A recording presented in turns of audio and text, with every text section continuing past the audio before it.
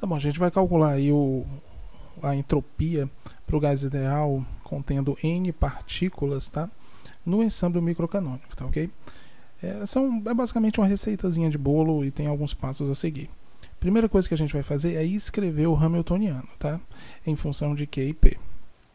O Hamiltoniano de um gás ideal, como é um gás ideal, então não tem energia potencial, só tem energia cinética. Então, o Hamiltoniano de um gás ideal com N partículas vai ser basicamente o somatório de todas as energias cinéticas dessas N partículas, tá? Que é simplesmente módulo aqui ao quadrado dividido por 2m. Só que o que acontece?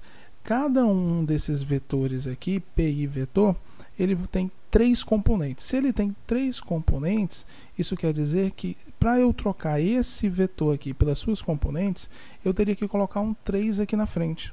Tá? Então eu posso reescrever meu Hamiltoniano em função das componentes do momento, que vai ser o somatório de I igual a 1 até 3n, tá?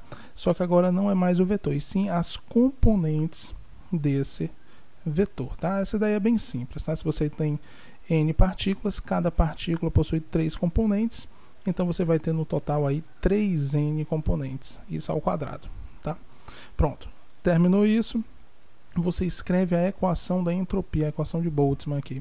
A entropia no meu sistema, ela vai ser igual a K, que é a constante de Boltzmann, vezes o logaritmo natural da multiplicidade, ou o número de microestados acessíveis, tá? Então esse aqui é o número de microestados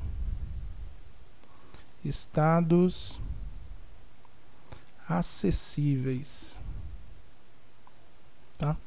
No limite termodinâmico, quando a gente tem o número de partículas tendendo ao infinito, esse número de microestados acessíveis, ele pode ser aproximado aí do volume do meu espaço de fase, tá? Limitado à energia máxima do meu sistema, dividido pela nossa constante de normalização, que é o menor volume ocupado aí pelo nosso grupo de partículas, tá, ok? Então, ó, esse volume aqui do espaço de fase, ele vai ser dado por integral de dfq dfp, tá? Como é o volume, então eu vou calcular o volume dentro da minha hiperesfera de raio E. Então isso daqui significa que eu estou limitado a esse volume, tá? Então imagina uma esfera de raio E, eu estou calculando o volume dentro dela, tá bom? O que é que acontece? Esse F aqui é o número de graus de liberdade que o meu sistema tem. Tá? O meu sistema ele tem 3n graus de liberdade, tá? Então, ó, você tem aí um grau de liberdade para cada componente quadrática da tua energia, como são n partículas, são 3n graus de liberdade. Então, a minha integral ela pode ser reescrita da seguinte forma: integral dentro do meu volume E fechado, tá? 3nq 3np, tá? Como o Hamiltoniano só depende do meu momento, tá? Da minha energia cinética, a gente não tem dependência explícita aqui das posições, então eu posso separar essa integral em 2 grupos de integrais. Uma integral 1 sobre Cn, uma integral que depende somente de Q, e outra integral que depende somente... Isso aqui são grupos de integrais, porque na verdade eu tenho 3n componentes aqui, tá? De P, tá? Isso aqui tudo dentro do meu E. O que acontece? Esse cara aqui, como não existe dependência dele no meu Hamiltoniano, ele vai ser basicamente o volume físico, tá? O volume ocupado pelas partículas. E no caso aqui elevado a n, porque eu vou ter n componentes aqui dentro, tá? Então, ó, para ficar mais claro, deixa eu fazer aqui do lado. Isso daqui seria algo mais ou menos assim: d3q elevado a n, tá? Então, isso daqui é um volume. Volume, no caso, elevado a n. Então, vai ser v elevado a n sobre Cn, vezes a integral de d3np h menor ou igual a E, tá bom? Então, qual o nosso problema agora? Nosso problema é calcular essa integral aqui, que não é tão simples, né? Porque o que acontece? Nós temos aí uma integral de uma hipersuperfície, tá? Então, como é que a gente vai fazer? Seguinte, a gente vai montar a fórmula aqui por indução. Então, a gente vai cortar e imaginar o volume de uma hiperesfera, tá? De dimensão f, raio r, que vai ser igual a integral de dx1. Eu vou trocar os p por x para fazer algo genérico, que podia ser feito tanto para o p como para o q, tá? Vezes dx2, vezes dx3, até um dxf, tá? Por que eu estou fazendo a multiplicação aqui desses dx? Porque, por exemplo, se eu quisesse calcular um volume tridimensional, ele seria simplesmente dx, dy, dz, ou seja, dx1, dx2, dx3. Como eu quero calcular o volume aí de uma esfera f-dimensional, então vai ser o produto dessas componentes, tá? Isso dentro de um raio R. Então, ó, de 1 até f de x1 ao quadrado menor ou igual que r quadrado. O que é isso daqui? Isso aqui é a equação da circunferência, tá? Aquela equação lá que você tem x ao quadrado mais y ao quadrado é igual a r ao quadrado. Tá? No caso, por exemplo, se eu quisesse uma esfera, seria x ao quadrado mais y ao quadrado mais z ao quadrado igual a r ao quadrado. Como eu tenho aqui uma esfera f-dimensional, de f dimensões, tá? Então, isso daqui vai ser o somatório das f componentes dele igual ao raio, tá? Então, como isso aqui é o vínculo, então eu vou calcular todo o volume dentro dela. Então, por isso que eu coloco dessa forma, tá? Eu posso reescrever isso daqui da seguinte forma. Como todos esses componentes aqui são equivalentes, eu posso escrever essa integral como sendo dfx, que eu multipliquei todas elas, tá? E aqui o meu vínculo, de 1 até f de x1 ao quadrado, xi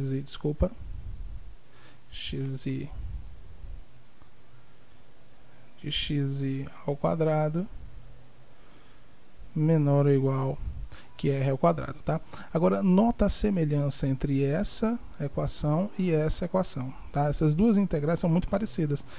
Ah, eu vou colocar aqui depois esse 3n, vai, depois colocar esse 3n aqui, são a mesma coisa, tá? É como se eu estivesse chamando aqui o p de x. Pronto.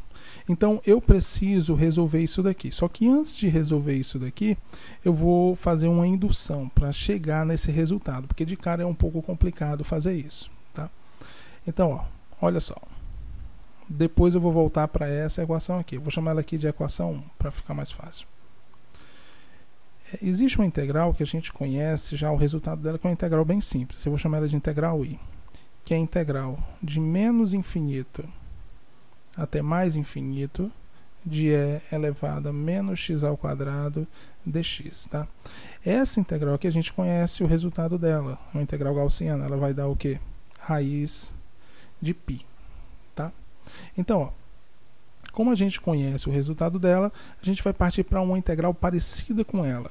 Só que essa integral, ela vai ser em duas dimensões. Essa integral aqui, ela está só em uma dimensão. Em duas dimensões, que eu vou chamar essa mesma integral de i, só que i ao quadrado, é só um nome, eu poderia ter chamado de outra coisa. Em duas dimensões, ela vai ficar assim, ó, menos infinito até mais infinito de e elevado a. Então, ó, ao invés de eu ter uma dimensão, eu vou ter duas dimensões, x e y. Só que aqui eu vou colocar x1 e x2 para ficar mais fácil. Então, ó, x1 fica mais parecido com a integral aqui de cima, tá? Então, x1 ao quadrado mais x2 ao quadrado.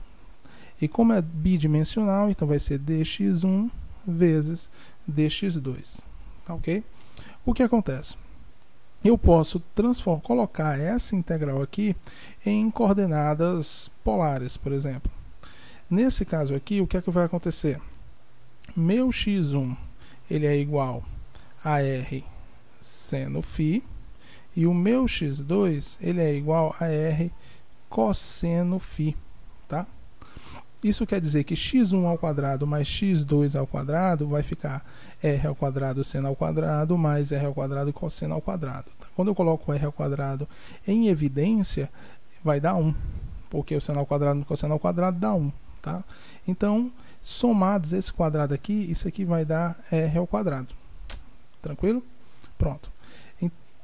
E como fica a transformação do dx1, dx2?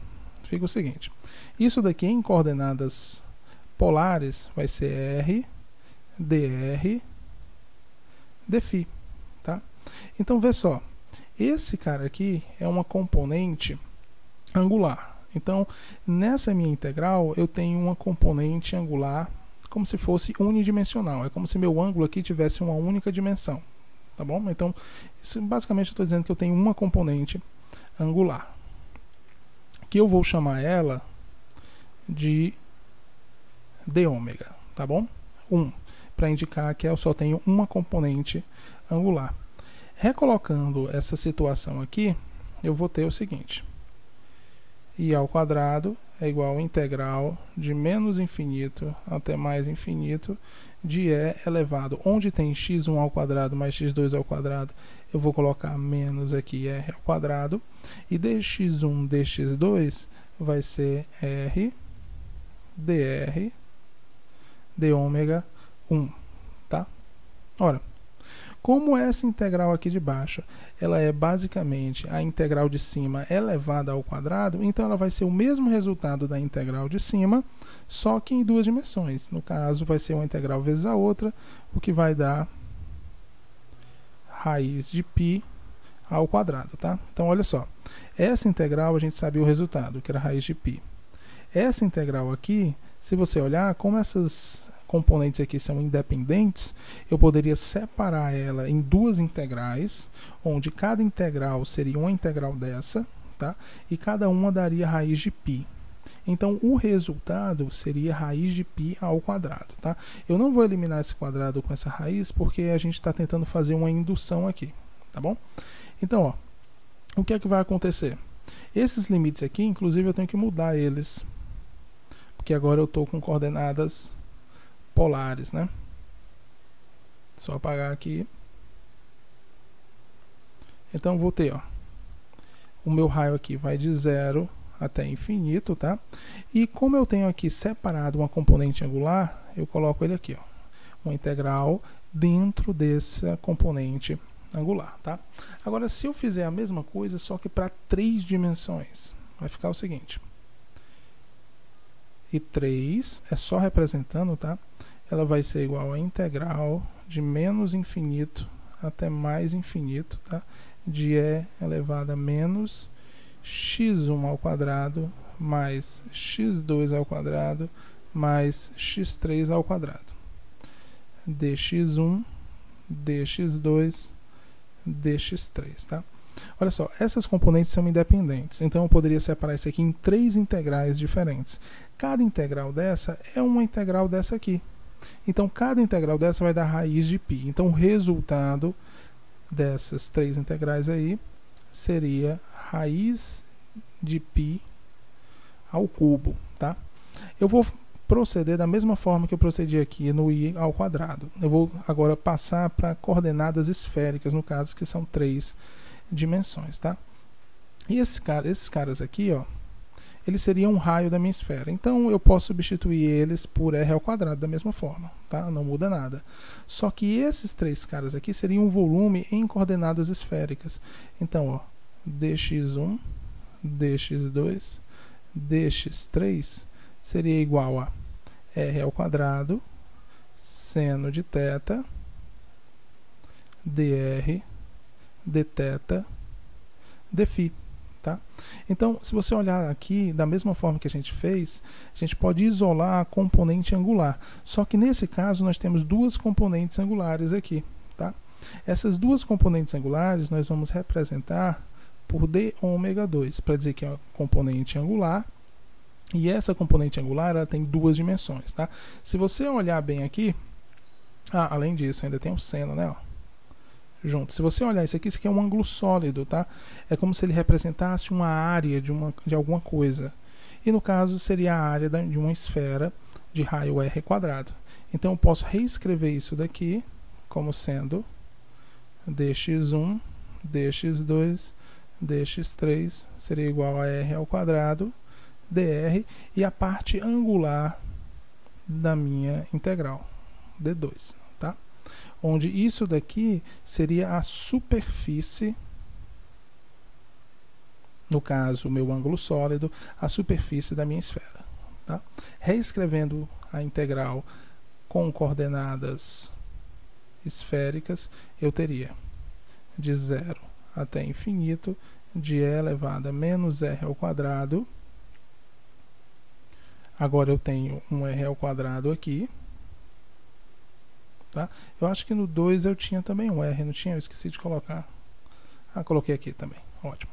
Então fica r ao quadrado dr, e vou separar a minha parte angular, integral de d ômega 2, tá? Agora olha só, isso daqui é igual a raiz quadrada de π ao cubo, tá? A gente já consegue ver um certo padrão aqui. E esse cara aqui, no caso tridimensional, ele é uma superfície, tá? Esse cara aqui, no caso bidimensional, seria o análogo a um perímetro, tá bom?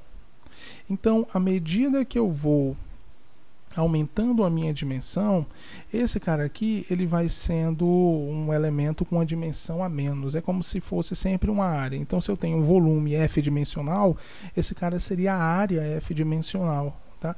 Então, eu posso reescrever esse cara aqui, já que eu estou tendo sempre o mesmo padrão, da seguinte forma: a integral elevado a um f seria igual a integral de 0 até infinito de e elevado a menos r ao quadrado, tá? De r. Esse cara aqui, ó, ele está sempre mudando, ó.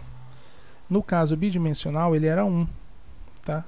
No caso unidimensional, ele era 0. Então, ele é sempre esse número aqui menos 1, ó. 3 menos 1 dá 3, bem aqui. 3 menos 1 dá 2. 2 menos 1 dá 1. 1 menos 1 dá 0, tá? Não era aqui não. 1 menos 1 dá 0. Então, ó, esse r é sempre a dimensão aqui da minha integral menos 1. O r ao quadrado, ele se manteve em todas as integrais, tá? Isso aí vezes dr, e a integral da minha parte angular, e esse cara aqui, da mesma forma desse quadrado aqui, era sempre a minha dimensão menos 1. Pronto. Esse cara aqui, ó, como ele faz o papel de área, eu vou definir ele como minha área, a área da minha hipersuperfície de dimensão f, tá? Então, basicamente, o que eu fiz foi extrapolar essa integral para f dimensões, tá? A f vai ser a integral de d ômega f menos 1, tá? Esse cara aqui, ó, ele também é uma integral especial, tá? Ele é uma integral da função gama, ele é a função gama. Então, se você pegar a função gama e multiplicar por 1/2 de f sobre 2, isso daqui vai dar exatamente integral de 0 a infinito de e elevado a menos r ao quadrado rf menos 1 dr, que é exatamente nossa integral, tá? Ou seja, a minha integral na fésima dimensão vai ser 1/2 vezes a função gama de f sobre 2, tá? Vezes a área da minha hipersuperfície de dimensão f, tá? Todas essas integrais, elas deram raiz de π elevado a alguma coisa. Esse alguma coisa aí que está no expoente é sempre a dimensão da minha integral, ó. Então, quando eu estava calculando em 3 dimensões, era 3.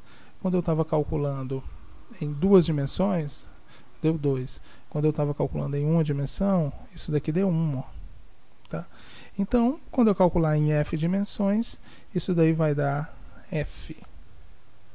Então vai ficar, o resultado da minha integral vai ser raiz de π elevado a f, tá? Então pronto. Com isso daqui eu consigo calcular a área da minha hipersuperfície, tá? Lembrando que a gente está procurando aqui, ó, o volume da minha hipersuperfície. Então, se a gente já achou a área, está meio caminho andado, tá bom? Então, vamos lá. Olha só, a área da minha hipersuperfície, ela vai ser... Aqui eu vou colocar em outra notação, π elevado a f sobre 2, tá? Porque aqui é π elevado a 1 meio vezes f, fica f sobre 2. Sobre 1 meio de gama de f sobre 2. Então, essa daqui é a área da minha hipersuperfície. Então a gente volta para aquela integral lá de cima, que diz que o volume de uma hipersuperfície de raio R é igual a dx1 vezes dx2 até dxf. E aqui eu tenho o somatório de igual a 1 f x i ao quadrado menor ou igual a r ao quadrado, tá? Ó, qual era o procedimento que a gente estava fazendo com os dx? A gente estava transformando aí em coordenadas esféricas, tá? Então, e era sempre o padrão que nós víamos, era esse daqui, ó. Ele vinha e tinha um r elevado a esse cara aqui, menos 1 vezes um dr. Pode prestar atenção, ó. Olha só. Quando eu coloquei aqui a minha integral em duas dimensões em coordenadas polares, ficou r vezes dr. No caso, r elevado a 1, porque aqui era 2, então ficar 2 menos 1. Quando eu coloquei em 3 dimensões, ficou r ao quadrado, que é 3 menos 1, vezes dr. Quando eu coloquei em f dimensões, ficou r elevado a f menos 1 vezes dr. Então, se eu tiver aqui f dimensões, tá? Como eu não tenho o e aqui, isso vai dar r elevado a f menos 1 dr, tá? Que é basicamente isso daqui, ó. Tranquilo? Pronto. Só que eu tenho aqui um vínculo, ou seja, eu vou integrar não mais de 0 a infinito. Eu não posso pegar valores maiores do que r, então eu vou integrar de 0 até r, tá? E a gente não pode esquecer que sempre que eu fazia a transformação para coordenadas polares ou coordenadas esféricas, aparecia uma componente aqui, ó, que era a parte angular, que a gente definiu como sendo a área da minha hipersuperfície. Então a gente tem que multiplicar também aqui pela área da minha hipersuperfície, tá? Ou seja, vai aparecer uma integral aqui de d ômega f menos 1. Tá? Que a gente sabe que isso aqui é a área da minha hipersuperfície. Então fica que o volume da minha hipersuperfície vai ser igual à área da minha hipersuperfície vezes essa integral aqui, que é bem fácil de resolver, né? R elevado a f menos 1 dr. Tá bom? Então, ó, resolvendo essa integral, a gente vai ter a f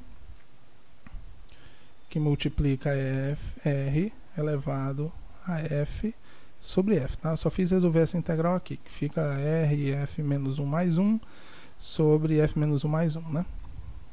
Pronto. Ou seja, o meu volume, o volume da minha hipersuperfície, ele vai ser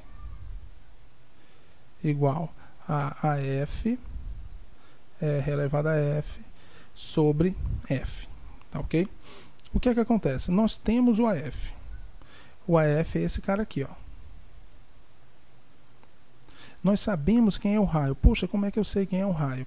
Se você olhar para cá, lá para o começo, voltar um bocado aqui, o meu hamiltoniano é dado dessa forma.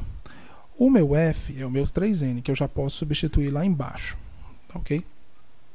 Se você, como isso aqui é a minha energia, então isso aqui era o meu vínculo máximo, eu posso escrever que a minha energia era igual ao somatório de igual a 1 até 3N de pi ao quadrado sobre 2m, tá? Isso daqui ainda não está parecido com a equação da esfera, ou com a equação da circunferência, que era daquele tipo, ó, x1 ao quadrado, mais x2 ao quadrado, mais x3 ao quadrado, igual a r ao quadrado. Para deixar isso aqui da mesma forma da equação da circunferência, eu vou descer um pouco mais aqui, ou seja, para deixar dessa forma aqui, ó, eu tenho que passar esse 2m, já que ele não dependia, para o outro lado. Então vai ficar aqui o somatório de pi ao quadrado i igual a 1 elevado a 3n é igual a 2m. Ou seja, comparando essas duas equações, eu vou ter que esse cara é o raio ao quadrado. Se esse cara é o raio ao quadrado, então o raio é raiz de 2me. Pronto. O que é que mudaria se eu tivesse, por exemplo, um potencial aqui, tá? Eu não poderia fazer essa paradinha que eu fiz aqui no começo, que foi separar esse volume aqui como sendo simplesmente Vn, tá? Que é o volume do espaço físico mesmo. Eu teria que resolver essas duas integrais. Então, o meu f não seria mais 3n, seria 6n, porque eu teria que multiplicar todos os elementos, tá bom? Então, ó, como eu achei o raio, que é raiz de 2m, eu volto lá, tá? Então, ó, o que é que eu vou fazer? Onde tem o AF, eu vou colocar o resultado que eu achei logo acima. Onde tem o raio, eu vou colocar raiz de 2me, tá? Onde tem o F, eu vou colocar 3n, tá ok? Então, substituindo tudo isso aí, vai ficar o volume da minha hiperesfera de raio R vai ser igual a π elevado a 3n sobre 2 sobre 3n sobre 2 gama 3n sobre 2 de R elevado a 3n, tá ok? Pronto, é basicamente isso daí. Acho que eu não errei nenhuma conta não. Tá bom? Pronto, é bem fácil de ver isso aí. Só substituindo os valores você já acha. Então esse é o volume aqui da minha hiperesfera, tá? Achado o volume da minha hiperesfera, esse R aqui, lembrando que é esse cara aqui, tá? É só você substituir aqui e vai ficar... Deixa eu escrever logo. Volume de 3n vai ser π elevado a 3n sobre 2. 3n sobre 2, gama de 3n sobre 2 de 2me elevado a 3n sobre 2, tá? Pronto. Como eu achei isso daqui, que é o resultado lá da minha integral, tá? Então, eu volto para ela, tá? Tá meio longe, ó. Eu resolvi essa integral aqui, tá? Que é exatamente o volume da minha hiperesfera. Então, eu estou em busca aqui do número de estados acessíveis. Voltando para lá, eu vou ter aqui que o número de microestados acessíveis vai ser 1 sobre Cn de V elevado a n, tá? Que foi o elemento do dq, multiplicado por 2πme elevado a 3n sobre 2 sobre 3n sobre 2 gama de 3n sobre 2, tá? Pronto. Esse cara aqui é o número de microestados acessíveis. Como esse cara aqui é o número de microestados acessíveis, eu já posso jogar na equação de Boltzmann, na entropia de Boltzmann, e calcular direto minha entropia utilizando a aproximação de Stirling, por exemplo, tá? Não, aqui nem precisa de Stirling não, porque já está para n infinito, tá? É só você aplicar as propriedades do logaritmo direto. A única coisa que você tem que ter um pouco de cuidado é que você pode mexer nisso daqui. Existe uma propriedade da gama que diz o seguinte: gama de z mais 1 é igual a z gama de z, tá? Então eu posso pegar e jogar esse cara aqui para dentro na forma de 1. Ou seja, eu posso reescrever isso daqui da seguinte forma: gama de 3n sobre 2 mais 1. Pronto, fica melhor de trabalhar. Partindo daí, só resolver, tá? E não tem dificuldade, tá? Mas eu acredito que vai ser necessário aplicar Stirling, porque, se não me engano, logaritmo natural da função gama de n, isso aqui a gente aproxima por Stirling, tá? Que no caso da n, a aproximação de Stirling para a função gama daria n de n menos n, tá? Mais ou menos isso. Vai ser preciso ainda, tá bom? Então pronto, é basicamente isso. A partir daí é só algebrismo, tá bom? Valeu!